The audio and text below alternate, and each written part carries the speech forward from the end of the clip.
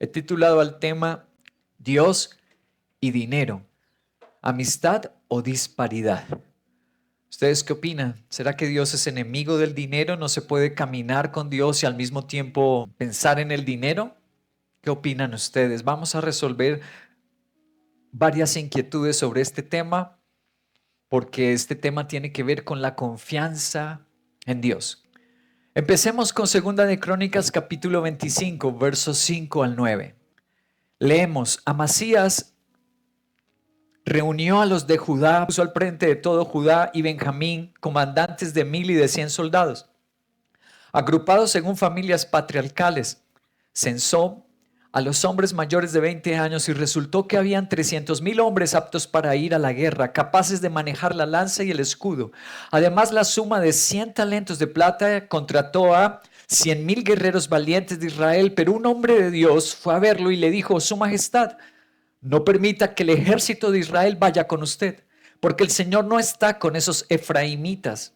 Si usted va con ellos, aunque luche valerosamente, Dios lo derribará en la cara misma de sus enemigos, porque Dios tiene poder para ayudar y poder para derribar. Amasías preguntó a ese hombre de Dios: ¿qué va a pasar con los 3,300 kilos de plata que pagué al ejército de Israel? Y él le respondió: el Señor puede darle a usted mucho más.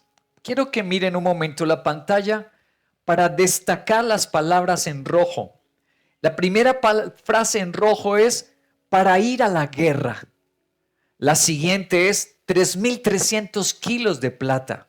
La siguiente es un hombre de Dios. Luego, ¿qué va a pasar con los 3,300 kilos de plata? Y finalmente el Señor puede darle a usted mucho más. Mira toda la historia con esas frases en rojo. La historia es una guerra. Por decirlo así, tú y yo también tenemos guerras en la vida. En ese tiempo era una guerra con espadas, pero nosotros tenemos guerras emocionales, familiares, económicas. Esas son nuestras guerras. Y en las guerras, ¿qué le preocupó a este rey? Lo que le preocupa es la plata. Él es un hombre natural, él no es espiritual, su nombre es Amasías. ¿Y cuál es la preocupación del rey Amasías? ¿Qué va a pasar con el dinero? Quiere decir que para Amasías, como un hombre natural y no espiritual, el dinero le ofrecía seguridad, le hacía ganar las batallas, lo mantenía protegido, el dinero lo hacía avanzar en la vida. ¿Cuántos piensan así? Asisten a una iglesia, dicen que son cristianos, pero su vida la trazan de acuerdo a cuánto dinero tienen, cómo obtener dinero, porque piensan que el dinero es el que les da vida segura, vida tranquila y los hace avanzar en la vida. Es el dinero. Aparece un hombre de Dios, un hombre espiritual. Ni siquiera se menciona el nombre porque la gloria no es para nosotros los hombres, sino para Dios. No importa que tú no sepas el nombre del pastor de la iglesia, lo importante es que sepas la Biblia. El último versículo voy a mirarlo con detalle. El versículo 9, Primera de Crónicas 25, 9. El hombre de Dios le dice: el Señor tiene y puede darle mucho más dinero. Esa frase quiero leerla en otras versiones de la Biblia. Por ejemplo, la Biblia, Palabra de Dios para Todos. Dice: el Señor tiene y puede darle mucho más. Ahora la Biblia, la Palabra de Dios, una versión española, ¿cómo dice? El Señor te los devolverá aumentados. Que si yo pierdo dinero, esos 3,300 kilos de plata, que si yo los pierdo y más bien prefiero depender de Dios, el Señor me puede dar mucho más y multiplicar. Eso es lo que le está diciendo el siervo de Dios. Ahora veámoslo en esta otra versión que es muy contemporánea, se llama Nueva Biblia Viva. Dice así: pero y el dinero, ya no muestra los kilos de plata, sino lo trae a nuestro contexto actual y dice: ¿y el dinero? Pregunta el rey Amasías. ¿Qué pasará con el dinero? Le responde: el Señor tiene poder para darle mucho más dinero, respondió el profeta. Cuando observamos este verso y esta historia, entonces, someramente Y de una manera holística podríamos decir, Dios no está riñendo con el dinero. Él no tiene el problema con el dinero porque está diciendo que Él puede multiplicarlo y que puede darlo mucho más. Entonces, ¿con qué es el problema? Vamos al Salmo 62, versículos 8, 10 y 12. Dice así: confíen siempre en Dios. Qué linda frase. Confíen siempre para el trabajo, para ofrendar, para los problemas familiares. Siempre confíen en Dios para el estudio. Cuéntenle todos sus problemas. Dios es nuestro refugio. Esta es la versión palabra de Dios para todos. Versículo 10, pero no confíen en la extorsión ni en el pillaje. No crean que su riqueza los salvará, que el dinero los salvará. Dios dice que hay solo una cosa en la que realmente podemos confiar. Y yo le creo, que la fortaleza viene del dinero. No dice así. ¿Que dónde viene la fortaleza? De Dios. Y que tú, Señor, tienes fiel amor y tú pagarás, a la gente conforme al bien o al mal que hayan hecho. Este es uno de los salmos o de los capítulos de la Biblia que más habla de confianza. Y aquí dice que no es el problema el dinero o las riquezas, sino la confianza que pongamos. Yo puedo tener dinero y confiar en Dios, o puedo no tener dinero y estar confiando en que el dinero y buscarlo será el que me da una buena vida. Voy a hacer unas preguntas que nos surgen de lo que hemos leído, de Crónicas y de los Salmo 62. La primera pregunta: ¿la amistad o disparidad del dinero con Dios es de acuerdo a la confianza? El problema es, ¿dónde tengo la confianza? Segunda pregunta: si no confío en Dios, ¿puedo tener dinero o no lo tendré? ¿Qué piensan? ¿Sin Dios se puede tener dinero o no se puede tener? Tercera pregunta: si necesito dinero para subsistir en esta vida terrenal, ¿entonces puedo confiar en Dios para obtenerlo? Vamos a resolver estas preguntas y otras más con la Biblia. Pero antes de seguir abordando las Escrituras, quiero sensibilizarlos, especialmente a los jóvenes. Porque a veces pensamos, no, como yo vivo de lo que me dan mis padres para comer las onces, para los transportes, ese tema del dinero no es para mí. Estás muy equivocado. Si tú no tienes dinero, eres el primero que deberías de aprender este tema. Para todos los que ya están trabajando en su vida laboral y están recibiendo dinero, este tema es para ustedes. Quiero sensibilizarlos, no por la importancia del dinero, sino por lo que el dinero te da. Si tú no tienes dinero, puedes entrar en estrés, tomar decisiones hasta de prostituirte o irte a traficar drogas. La ausencia del dinero tiene problemas, pero cuando te llega el dinero también trae otros problemas. Te puedes volver un altivo, un consumidor compulsivo, una persona soberbia, uno que no le da a Dios ni lo reconoce. Así que este tema, especialmente para los jóvenes, es muy relevante.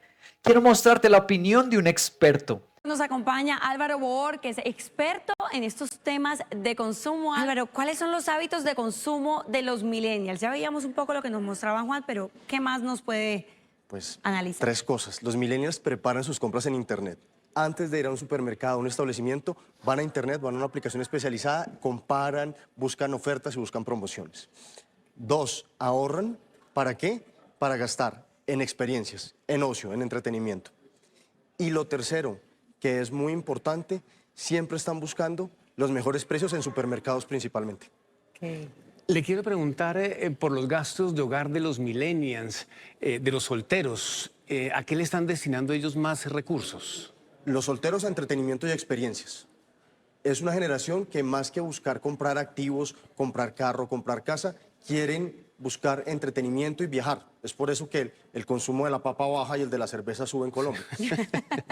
Álvaro, veíamos en ese mismo estudio que los millennials que viven en pareja, en su mayoría, no todos, obviamente no están interesados en productos para bebés. Esto llama la atención. ¿Quiere decir que necesariamente no les interesa tener familia o...? Pues no es su prioridad. Su prioridad está más enfocada en experiencias, en viajar, en conocer. Algunos ya están, digamos, ingresando al mercado laboral, entonces tienen una preocupación o un interés por ahorrar para el carro. Si observas que si tú eres un joven, eres un centennial o un millennial, este tema es para ti. ¿Será que yo puedo decir que confío en Dios y en el dinero soy tacaño, soy desobediente y soy rebelde? ¿Será que esa confianza en Dios es verdadera? Voy a las palabras más importantes de la Biblia, las palabras de Cristo. Lucas capítulo 12, verso 16 al 21. Dice así: entonces les contó Jesús esta parábola. El terreno de un hombre rico produjo una buena cosecha.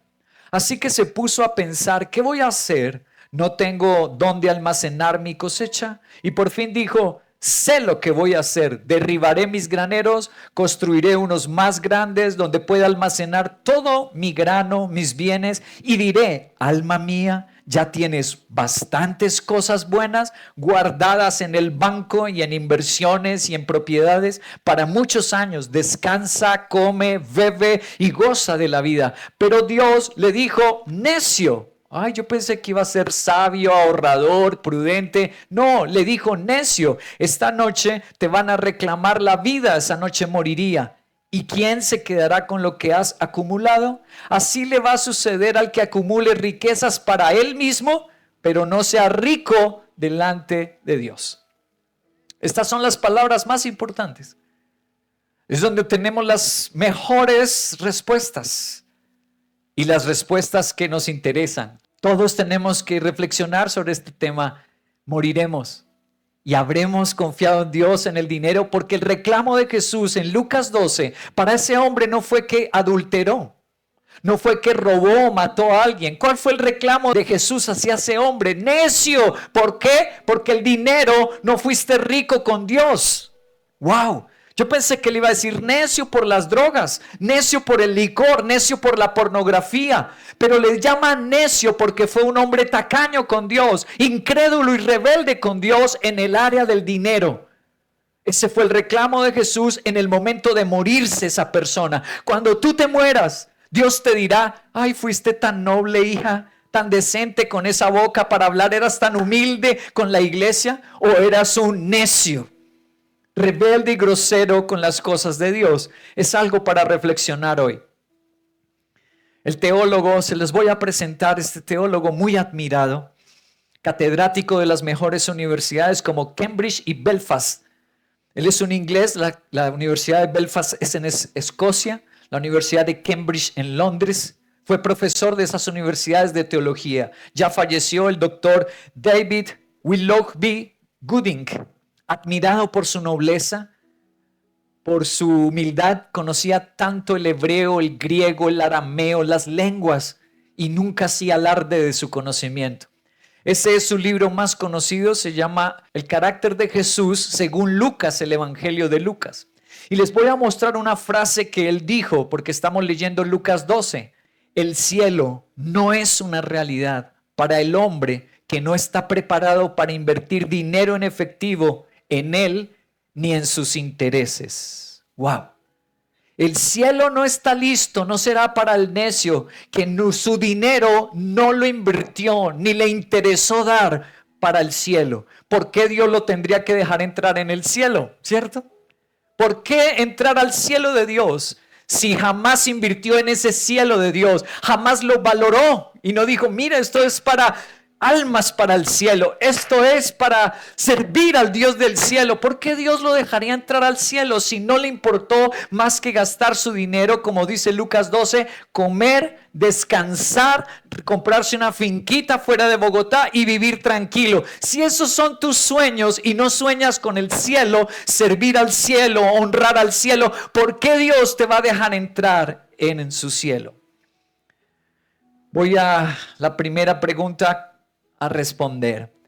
No confiaré jamás en Dios si el dinero lo dirijo a mi parecer. ¿Será que el dinero va unido con la confianza en Dios? Y si yo no aprendo a diezmar, ofrendar y ser generoso y dadivoso con el dinero para el reino de Dios y su iglesia, ¿yo jamás tendré confianza en Dios? Voy a responder con la Biblia. Vuelvo a Lucas 12, versos 17 y 18, dice: así que se puso a pensar ese hombre. Ese hombre que llegó a su trabajo, le pagaron el salario, le dieron la prima o bonificación extra y se puso a pensar, ¿qué voy a hacer? Versículo 18, está en rojo, ya sé lo que voy a hacer. Ese hombre se puso a pensar y a la conclusión que llegó fue que no iba a usar la Biblia. Jamás iba a usar las escrituras. Jamás iba a hacer caso a los predicadores. Ese hombre dijo, el dinero lo administro yo y es para mi propio bienestar. El manejo del dinero de ese hombre no era bíblico y no era para la gloria de Dios. La Biblia nos está respondiendo, ¿acaso hay alguien aquí que piensa así?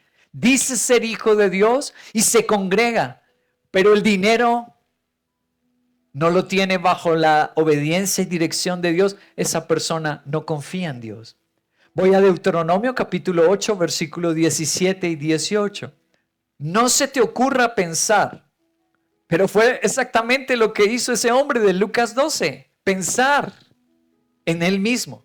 Y Dios había dicho en Deuteronomio, no se te ocurra pensar, esta riqueza es fruto de mi trabajo, me levanto de mañana, llego tarde a descansar, hice una buena entrevista, me estudié, tengo títulos, soy bueno para mi trabajo. Dios dijo, nunca se te ocurra pensar eso.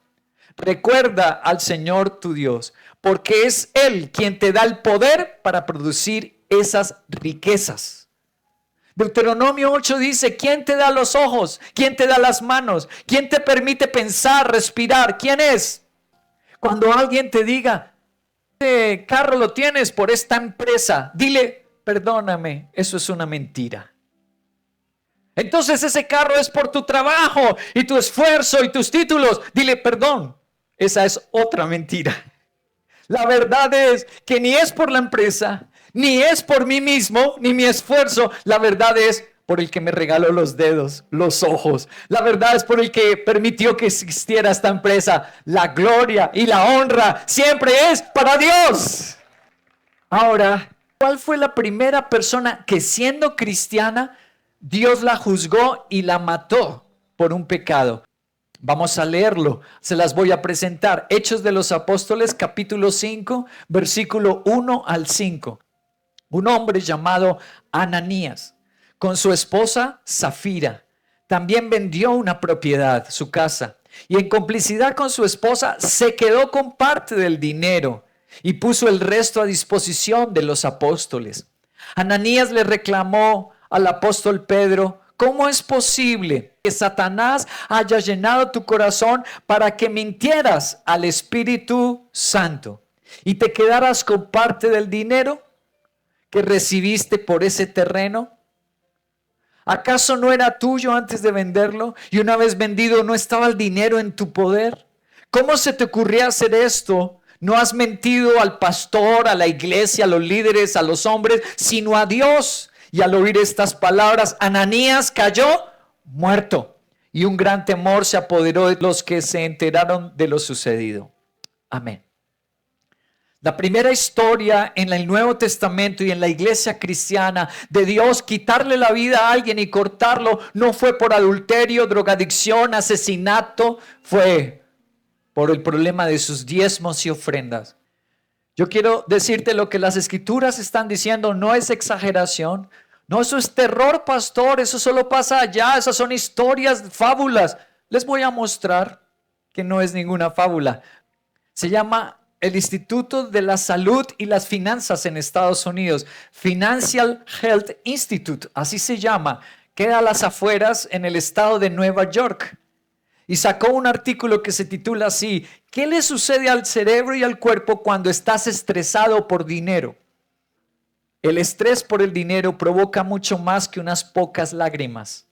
Desde el deterioro del funcionamiento cognitivo, es decir, la cabeza, el cerebro, hasta enfermedades graves. Así es como el estrés por el dinero o estrés financiero puede afectar el organismo. Un problema financiero bestial puede desencadenar el mismo tipo de reacción que el peligro de muerte. La respuesta de lucha o de salir corriendo, de huir, es dura para el cuerpo, nos agota. Este tipo de estrés puede hacer que los músculos se tensen hasta el punto del dolor más grave. También perjudica el funcionamiento del sistema inmunitario, haciéndolo más vulnerable a otras enfermedades. Puede causar dolor de cabeza, dolor de estómago. Si estas condiciones pasan desapercibidas o no se tratan, podrían provocar enfermedades muy graves y a veces potencialmente mortales. Lo que este instituto de científicos, es tan grave el problema que los científicos están diciendo lo que la Biblia ya nos había dicho. Desde hace miles de años, ¿cuándo se escribió Deuteronomio? Hace como 4000 años. ¿Cuándo se escribió Lucas o Hechos de los Apóstoles? Hace poco más de 2000 años. Y ya la Biblia nos había dicho lo que hoy la ciencia está afirmando. ¿Qué afirma la ciencia? Les va a traer problemas hasta morir. Y Dios, que había dicho: morirás si no sabes honrarme con el dinero. Aterrador y también muy esperanzador. Pues que si hago las cosas bien delante del Señor, Él me dará una bonita vida, me permitirá vivir en paz, me protegerá y viviré en su gozo. Sí vale la pena obedecer a nuestro Dios. Una segunda pregunta: ¿confío en Dios o mejor es confiar en graneros más grandes? Este es un tema tan importante. Los expertos y la ciencia dicen: nunca los jóvenes estuvieron tan endeudados. Ninguna generación de los anteriores humanos vivieron tan endeudados como esta. La cultura que tienen no es la de Dios. Nunca en la historia tantos jóvenes habían pensado en el suicidio por causa del dinero. Nunca en la historia tantos jóvenes enfermos, úlceras, gastritis, estrés, ansiedad, ataques de pánico por el problema del dinero. Nunca se había visto esto. Lo que hagamos con él nos provoca gozo, felicidad o nos va a provocar angustias, desastres, desgracia. Por eso es que es importante el dinero, no por el dinero mismo, sino por lo que se hace con él. Versículo 18 de Lucas 12 dice: por fin dijo: ya sé lo que voy a hacer, dijo ese hombre necio. Derribaré mis graneros y construiré otros más grandes. Ese hombre no confió en Dios.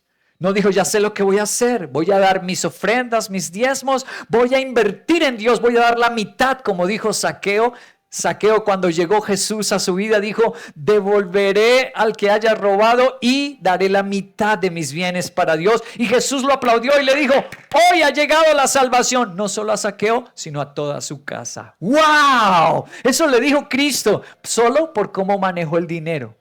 Este hombre no confía en Dios. ¿En qué fue la frase que él utilizó? Graneros más. ¿Ustedes han oído eso, personas? Me voy a hacer otra especialización. Su confianza es hacerse un estudio más, hacerse una inversión más. Ya tiene su salario, pero no está contento. Dice: yo voy a hacer otro emprendimiento. ¿Han oído esa frase? Y no es que esté mal hacer emprendimiento, ni estudiar está mal, pero lo que está mal es que primero no pensaron lo de Zaqueo. Voy a darle a Dios. El secreto de mi existencia y de mi felicidad es mi Señor y primero es Él. Ese fue el error de este hombre. A eso la Biblia le llama avaricia. ¿Qué es, según la ciencia, avaricia? Es querer acumular más y más para sí mismo. La avaricia es sinónimo, según tú lees el diccionario de la Real Academia de la Lengua, tacañería. Querer más y más para mí mismo. ¿Qué dice la Biblia sobre eso? Los graneros más grandes y la avaricia. Voy a leerles Hebreos 13:5 en la versión Nueva Biblia de las Américas. Dice así: sea el carácter de los cristianos, sin avaricia, no acumular más y más para mí, y contentos con lo que tienen, porque Dios mismo les ha prometido, no los dejaré y no los desampararé. Dios dijo, yo les cumplo esa promesa, solo si quitan la avaricia. ¡Wow! Si están pensando solo mí y acumular para mí. Vuelvo a leer en Lucas 12, el verso 18 y 19. Voy a leer, pero solo lo que está en rojo. Mira los planes de este hombre y sus pensamientos. Léelo lo que está en rojo. Primero, mis graneros. Segundo, mi grano. Tercero, mis bienes. Cuarto, alma mía. Descansa, come y goza de la vida. ¿Observas el problema de este hombre? Su egoísmo enfermizo. ¿Para qué pensaba toda la economía, el dinero? Solo mí. Y si sobra algo del ponqué, me lo guardan para mí, que mañana en el desayuno me lo como. Pero de pronto hay alguien que no tiene que comer ese día. De pronto hay un hermano que quedó sin trabajo. ¿Por qué no le ofreces ese plato? ¿Por qué no le dices, ay, mira, mandémoselo a tal hermanito? Está como en crisis, está en necesidad. No, todo es para ellos. Y si sobra algo, Lucas 2, el necio pensaba, para mí.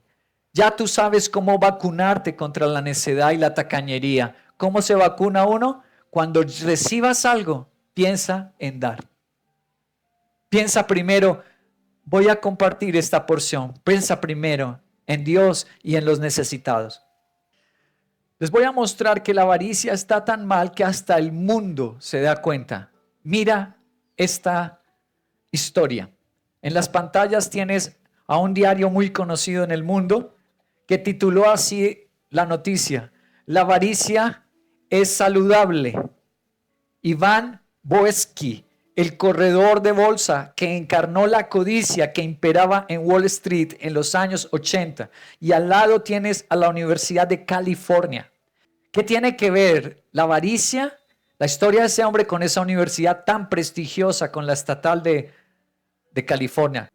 Esa es la foto de este hombre, de Iván Boesky. Ahí lo ves, está en su propio avión. La avaricia es correcta, dijo este hombre. Oye, este hombre va contra la Biblia.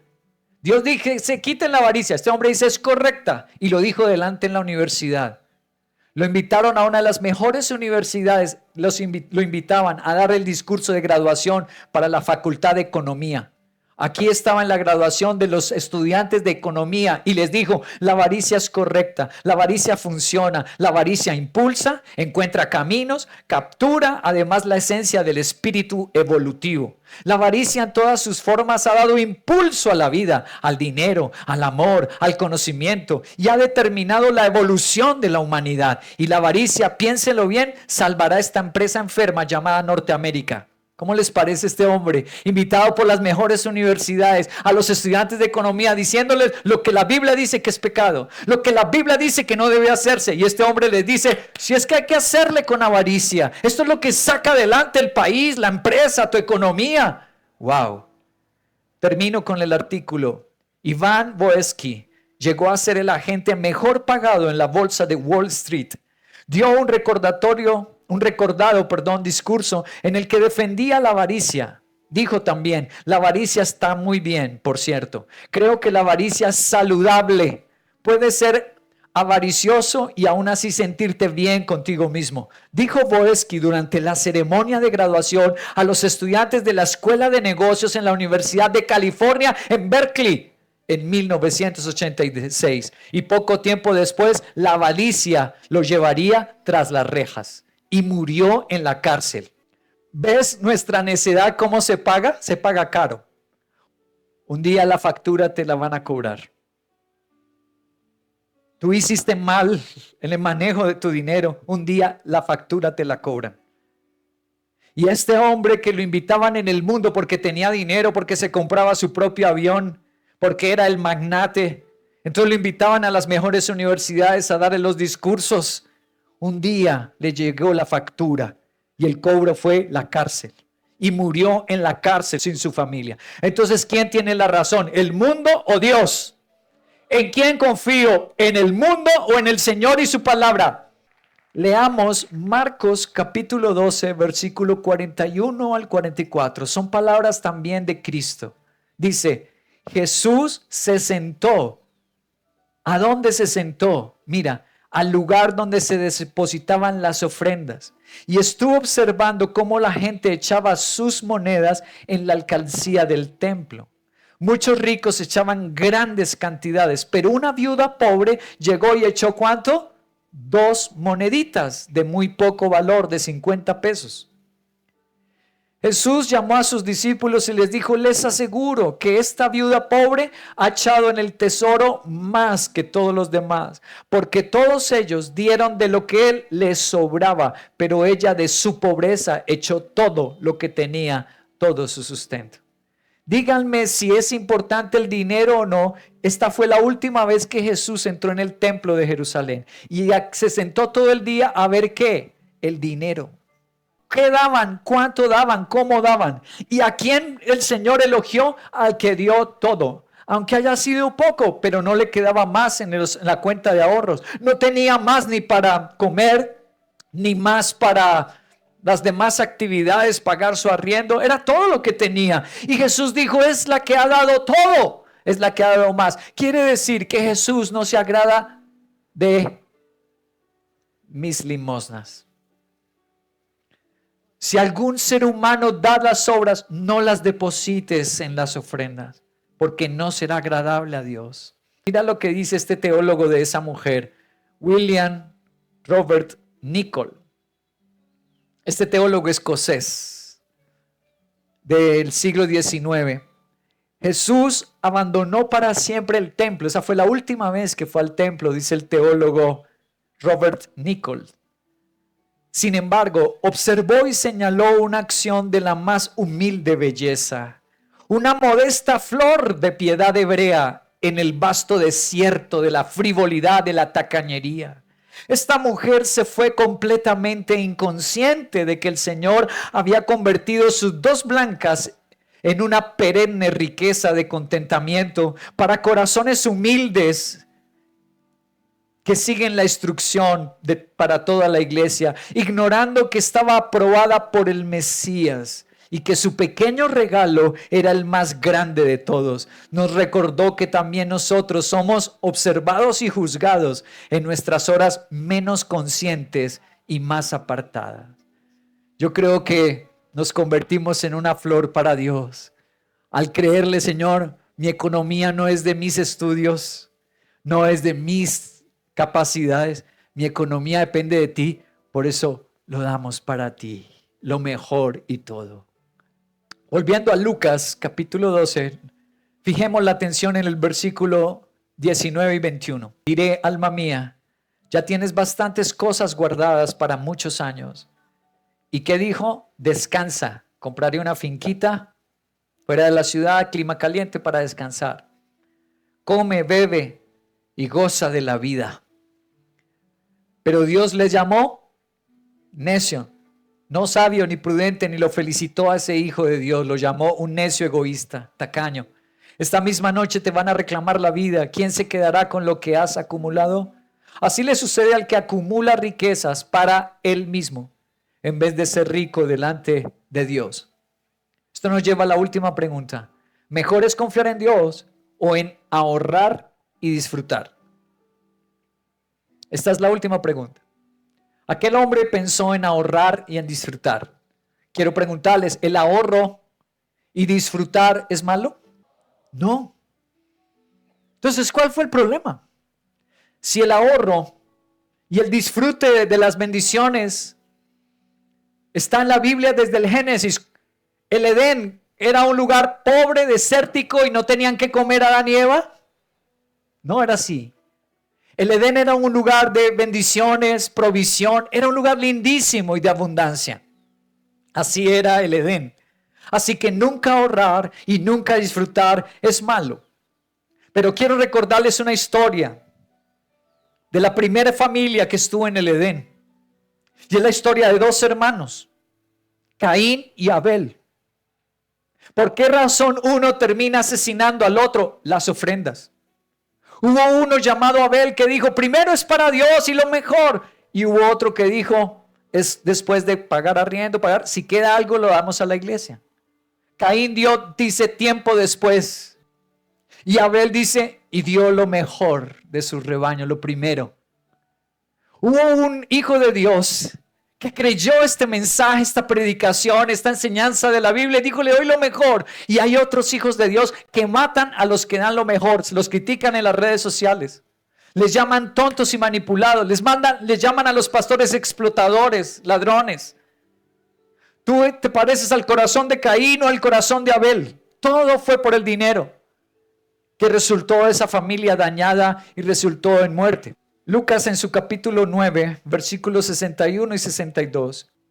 Otro le dijo a Jesús, Señor, quiero seguirte, pero primero, ¿qué fue lo primero? Déjame ir a despedirme de los de mi casa. Y Jesús le contestó, el que pone la mano en el arado y mira hacia atrás, no sirve para el reino de Dios. Mateo 10. El que quiere a su padre o a su madre más que a mí, no merece ser hijo mío. El que quiera a su hijo o a su hija más que a mí, no merece ser mío. Les pregunto, ¿Jesús quiere que amemos la familia y la cuidemos? Entonces, ¿qué es lo que estamos leyendo allí? Estamos leyendo poner primero. ¿Sí lo estamos entendiendo? El problema de Dios no es con el dinero, no es con la familia, porque Él nos regala el dinero. Él nos regala la familia. Ese no es el problema de Dios. El problema es cuando yo lo pongo primero esas cosas antes que a Él, siendo que Él fue el que me regaló la familia. Él es el que me regala el dinero. El problema de Dios no es la familia y no es el dinero, es ponerlos primero antes que a Él. Esto nos lleva a una afirmación. No necesito a Dios para tener dinero, pero sí lo necesito para que ese dinero se vuelva una bendición en mi vida. Estos son los últimos ejemplos de la Biblia que pongo, de dos reyes. El primero, Daniel capítulo 3 y segunda de Crónicas 21. El rey Nabucodonosor mandó hacer una estatua de reciclaje de botellas. ¿De qué era la estatua? De oro. Y medía 1,5 centímetros. ¿Cuánto medía? 27 metros de alto, 2,5 metros de ancho. Mandó que la colocaran en los llanos de Duna, en la provincia de Babilonia. Ante la amenaza, tan pronto como se escuchó la música de todos esos instrumentos musicales, todos los pueblos y naciones y gente de toda lengua se inclinaron y adoraron esa estatua de oro que el rey Nabucodonosor había mandado erigir. Y el otro ejemplo es este. Jorán tenía 32 años. Cuando comenzó a reinar, reinó en Jerusalén 8 años. Hizo lo malo ante los ojos del Señor, pues siguió el mal ejemplo de los reyes de Israel, como lo había hecho la familia de Acab, y llegó a casarse incluso con la hija de Acab. Dos reyes, ¿vivieron pobres? Tenía tanto dinero que podía hacer una estatua de 27 metros de oro. El otro llegó hasta casarse con una modelo que era la más famosa en Instagram y en TikTok. Esta era la hija de Acab, era una mujer seductora que se mostraba. Era la que todos los hombres codiciaban en las redes y Jorán se casó con ella. Jorán llegó al trono sin Dios. Nabucodonosor llegó a tener dinero y poder sin Dios. Eso quiere decir que sin Dios yo puedo tener dinero y tesoros y casarme y tener mujeres, hombres sin Dios. Pero ¿cuál fue el resultado de esas dos vidas? Vuelvo a la Biblia. Daniel 4 y segunda de Crónicas 21. Serás apartado de la gente, vivirás entre las bestias del campo, comerás pasto como el ganado. 7 años transcurrirán hasta que reconozcas que el Altísimo domina sobre todos los reinos del mundo y que se los entrega a quien Él quiere. Y al instante se cumplió lo anunciado a Nabucodonosor. Lo separaron de la gente, comió pasto como el ganado, su cuerpo se empapó de rocío del cielo, hasta el pelo le creció como plumas y las uñas como garras de águila. y el segundo rey Joram. Después de esto el Señor hirió a Joram con una enfermedad incurable en las entrañas. Pasaron los días y al cabo de 2 años murió en medio de una terrible agonía, pues por causa de su enfermedad se le salieron los intestinos. ¿Cómo terminan estas dos personas que tienen dinero y se pueden casar con las mujeres más sexys de las redes? Pueden comprarse el carro que quieran, la moto que quieran y conquistarse a la mujer que quiera. ¿Cómo termina? Uno con enfermedad mental y el otro termina con los intestinos afuera, con un cáncer que le sacó los intestinos. A Dios no lo necesitamos para hacer dinero, ni para casarnos y tener mujeres u hombres. Pero sin Dios, si no tenemos bendición, no nos va a ir bien con el dinero, con las cosas que hagamos, no nos va a ir bien. Mira este último video, por favor.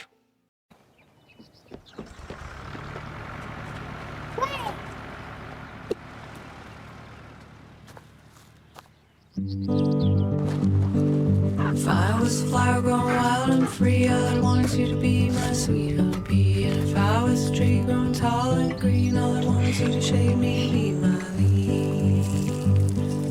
If you were a river in the mountains tall, the rumble of the water would be. If you were the wind, I know I'd be the snow, just as long as you were with me when the cold winds blow.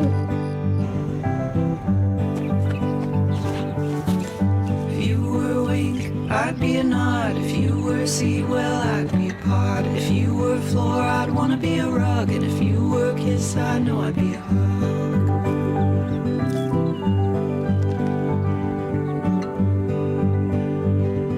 Me pareció precioso. El año pasado en Norteamérica pasaron este comercial en todos los Estados Unidos, lindísimo.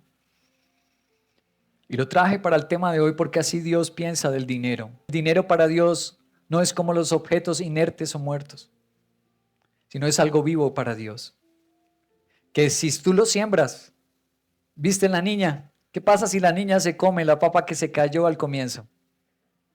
Nunca hubiera visto eso que vio una cosecha.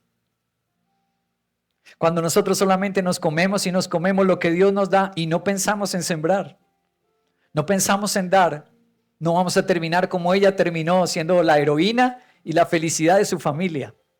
Eso puede pasarnos a nosotros. Ahí está la historia en una fotografía. La historia de la oveja rebelde llamada Shrek, que sorprendió al mundo por toda la lana que produjo en 6 años. El que está al lado se llama John Perriam, un granjero de la isla del sur de Nueva Zelanda. Halló en el año 2004 su oveja de la raza merina. Esa es una raza de ovejas, así se llama, merina, que se le había extraviado 6 años atrás. Y le puso por nombre Shrek, como el de la película, por su aspecto deforme. Logró sobrevivir escondida en una cueva, pero su estado era muy lamentable. Y ahí la tienen. Díganme, esa ovejita perdida que se había alejado de su pastor y de la iglesia, ¿se quedó sin lana, sin dinero? ¿O por el contrario quedó cargada de dinero y de lana? ¿Cómo la ven? Llena de lana, ¿cierto? Pero cuando no estaba en el redil y bajo los cuidados del pastor, ¿qué pasó con toda esa lana? Las articulaciones por el peso se le dañaron. 6 años caminando con todo ese peso le dañó las articulaciones. Además, las garrapatas y los bichos se la estaban comiendo viva. Estaba llena de enfermedades. Yo sin Dios puedo llenarme de lana y salirme de la iglesia y mire que desde que me fui de la iglesia tengo esta carro, esta moto, mire que me ha ido mejor. Sí, está lleno de lana, pero en una cueva. Está sin la luz ni los cuidados del pastor. ¿Y sabes cómo terminó la ovejita Shrek? Muéstrame la siguiente foto de ese portal de noticias. Ahí está cuando la trasquilaron, cuando le quitaron la lana. La foto o historia que el granjero John Perriam publicó se hizo viral. Días después, su inmenso pelaje fue trasquilado en vivo en un programa de televisión en Nueva Zelanda, donde su lana pesó 27 kilos. Más que la oveja pesaba la lana. La oveja rebelde se convirtió en el personaje central de al menos 3 libros. En realidad no confiamos en Dios si el dinero lo manejo a mi manera. Entonces soy una oveja en una cueva, lejos del pastor, y me estoy llenando de lana, pero también de garrapatas, también de sanguijuelas, También está como terminó esa oveja, desnutrida porque no tenía los pastos, el agua, enferma. No se hace una oveja así.